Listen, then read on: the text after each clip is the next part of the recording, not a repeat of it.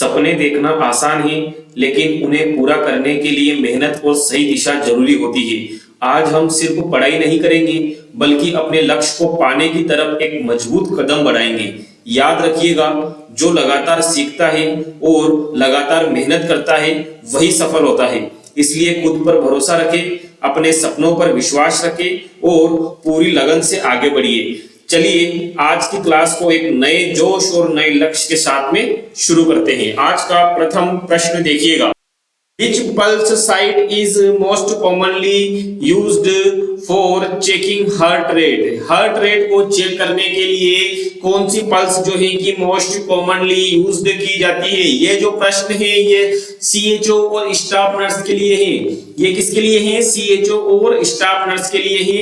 एक बार चैनल को जरूर सब्सक्राइब कर दीजिएगा यदि आप लोगों ने अभी तक चैनल को सब्सक्राइब नहीं किया है तो।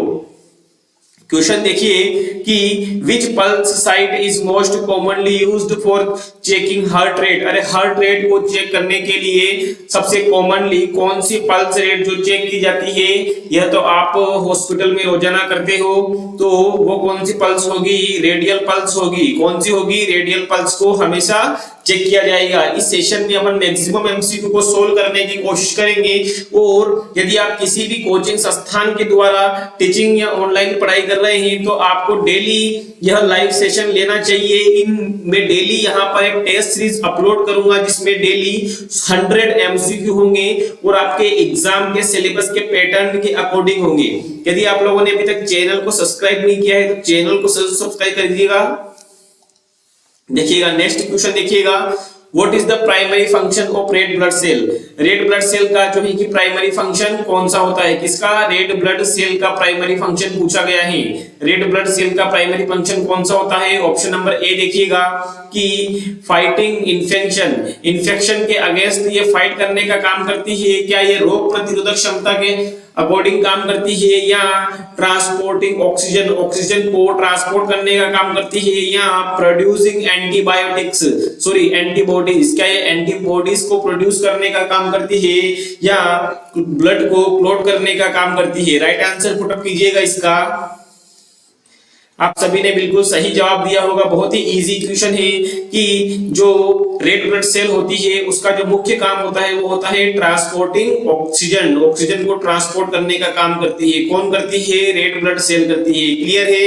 नेक्स्ट क्वेश्चन देखिएगा, फटाफट से आज मैक्सिमम क्वेश्चन को कवर करने की कोशिश करेंगे।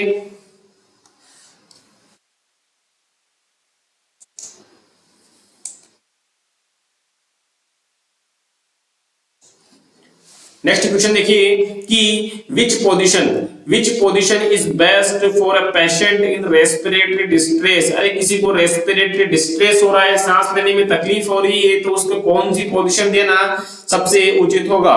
कौन सी पोजीशन देना सबसे उचित होगा? तो उसमें क्या सुपाइन पोजीशन देंगे, क्या प्रोन पोजीशन देंगे, क्या फॉलोअर्स पोजीशन देंगे, या लेटरल पोजीशन देंगे? बताइएगा फटाफट से कि कौन सी पोजीशन देना उचित होगा। इसका राइट आंसर पुट कीजिएगा। इसका राइट आंसर क्या होगा कि जब भी किसी पेशेंट के रेस्पिरेटरी डिफिकल्टीज आती है तो उसको हमेशा फॉलोअर्स पोजीशन दी जाती है। कौन सी?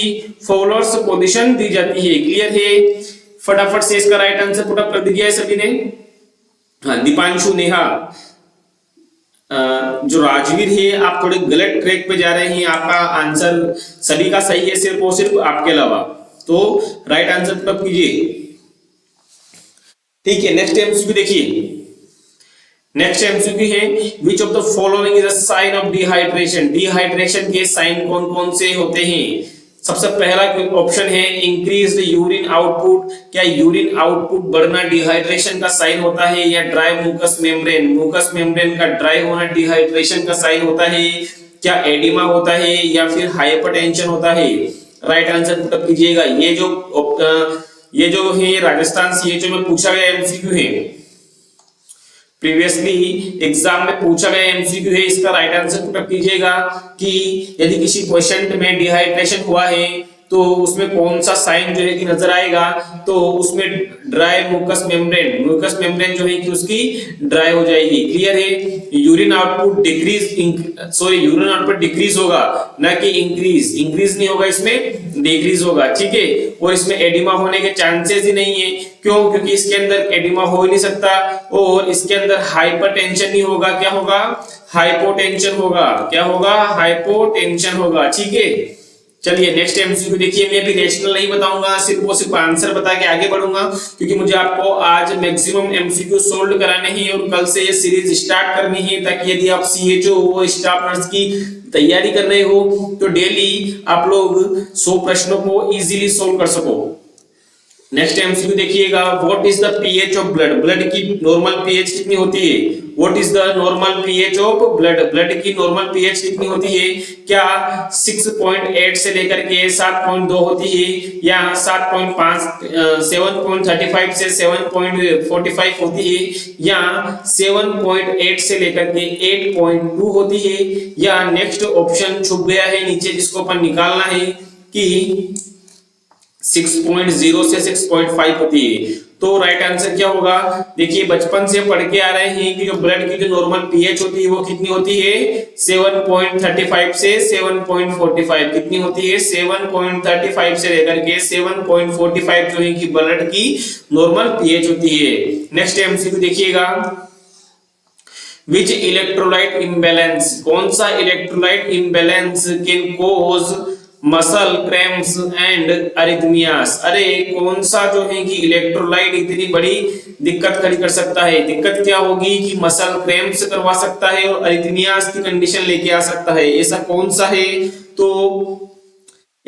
सा है? किस इलेक्ट्रोलाइट के इम्बैलेंस होने के कारण होगा? तो इसका राइट आंसर क्या होगा?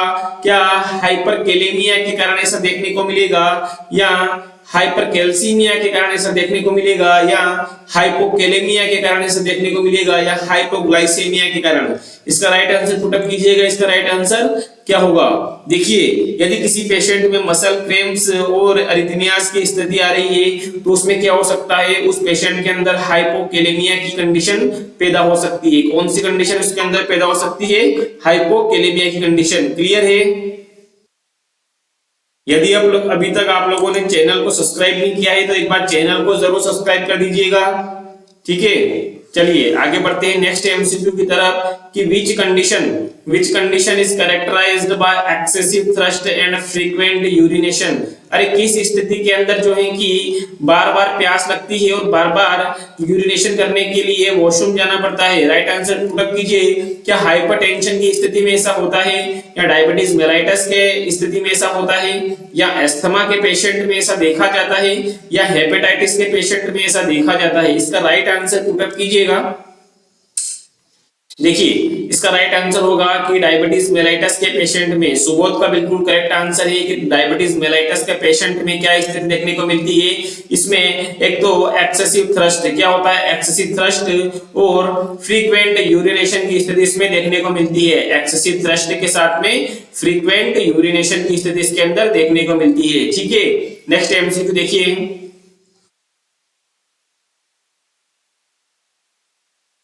नेक्स्ट एमसीक्यू है कि which organ is affected in jaundice? अरे जॉन्डिस के अंदर जो है कि कौन सा ऑर्गन अफेक्ट होता है? तो ये तो बच्चा जानता है कि लीवर की यदि कोई बीमारी हुई है तो इसमें क्या देखने को मिलेगा? जॉन्डिस देखने को मिलेगा।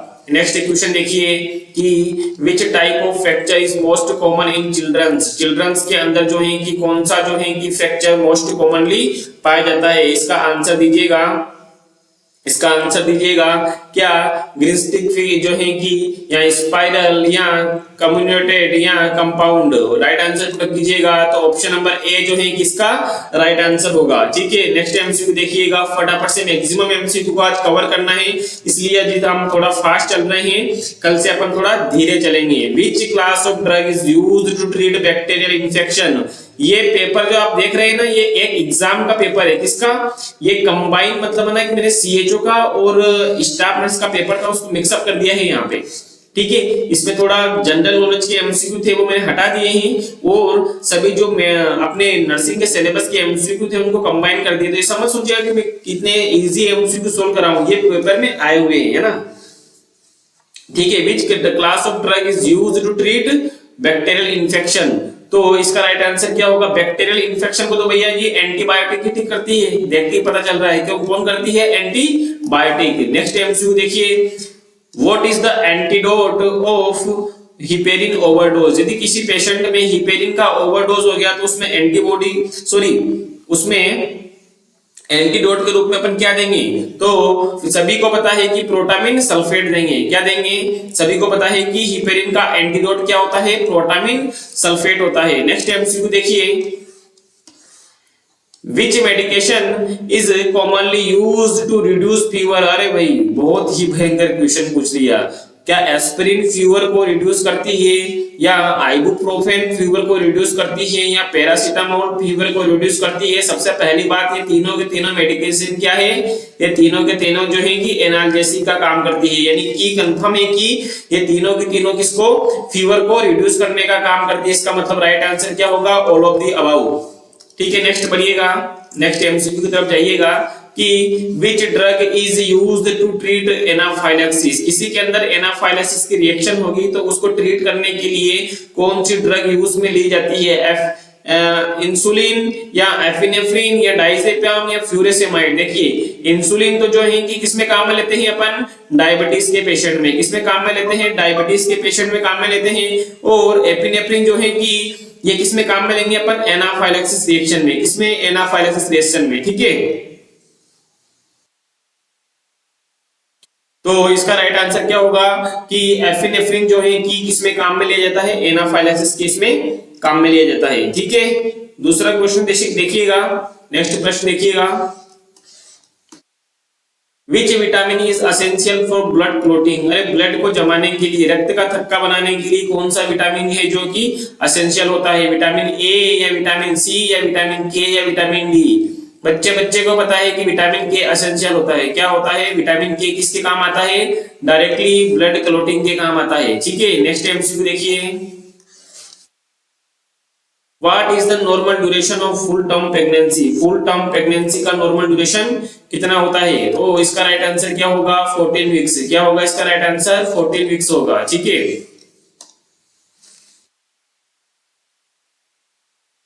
नेक्स्ट क्वेश्चन देखिए,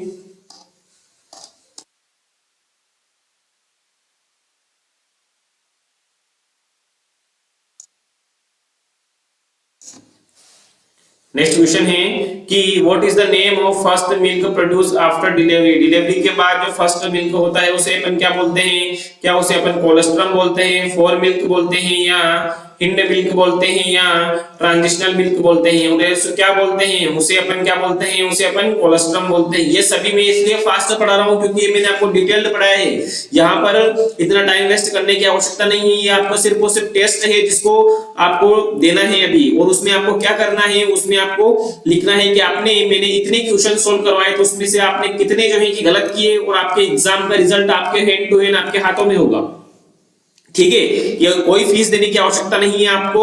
हम जो कि टेस्ट सीरीज डायरेक्ट लाइव आएंगे, यूट्यूब पे पढ़ाएंगे आपको, डायरेक्ट लाइव 100 क्वेश्चन सोल्व कराएंगे, 1 घंटे के अंदर कराएंगे। 1 घंटे का आपका टाइम होगा, उसमें आपको लिखना है कि मैंने इतने क्वेश्चंस में इतने क्वेश्चन जो है कि गलत किए हैं, तो मैं अभी कितने पानी में हूं। ये अपने आप में आपको टेस्ट करना है, अपने आप को जज करना है। ठीक है, चलिए आगे देखिएगा, which hormone is responsible for uterine contraction. Uterine contraction के लिए जो है कि कौन सा हार्मोन रेस्पॉन्सिबल होगा ड्यूरिंग लेबर। लेबर के दौरान अगर यूट्राइन कॉन्ट्रैक्शन करवाना है तो कौन सा हार्मोन रेस्पॉन्सिबल होगा? क्या प्रोजेस्टेरोन होगा, एस्ट्रोजन होगा, ऑक्सीटोसिन होगा, या प्रोलैक्टिन होगा?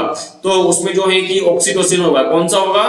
ऑक्सीटोसिन होगा। ठीक है, नेक्स्ट एमसीक्यू देखिए, what is the normal fetal heart rate. Normal fetal heart rate कितनी होती है? नॉर्मल फीटल हार्ट रेट कितनी होती है? क्या 60 से लेकर के 100 होती है, या 100 से लेकर के 140 होती है, या 110 से लेकर के 160 होती है? और एक और ऑप्शन घूम गया है कि 160 से लेकर के 200 होती है। देखो 160 से लेकर के 200 ये तो नहीं होती है, लेकिन हाँ राइट आंसर क्या होगा इसका? इसका राइट आंसर होगा कि 110 से लेकर के 160 नॉर्मल फीटल हार्ट रेट होती है। फीटल की बात कर रहे हैं अपन, एडल्ट की बात नहीं कर रहे हैं, कंफ्यूज नहीं होना है यहाँ पे। ठीक है, नेक्स्ट एमसीक्यू देखिएगा, what is the medical term for difficult labour. Difficult labour के लिए जो है कि मेडिकल टर्म्स कौन सा होगा, इक्लेम्सिया होगा या प्रीक्लेम्सिया होगा या प्लेसेंटिया प्रीविया होगा। ये तीनों मैंने आपको डिटेल में बताया है, यहाँ पर डिस्कस नहीं करूंगा। यहाँ पर इसका जवाब दूंगा कि डिस्टोसिया जो है कि अपन किसके लिए यूज में लेते हैं, अपन डिफिकल्ट लेबर के लिए कौन सा वर्ड इस्तेमाल लेते हैं, तो वो लेते हैं डिस्टोसिया। ठीक है, नेक्स्ट एमसीक्यू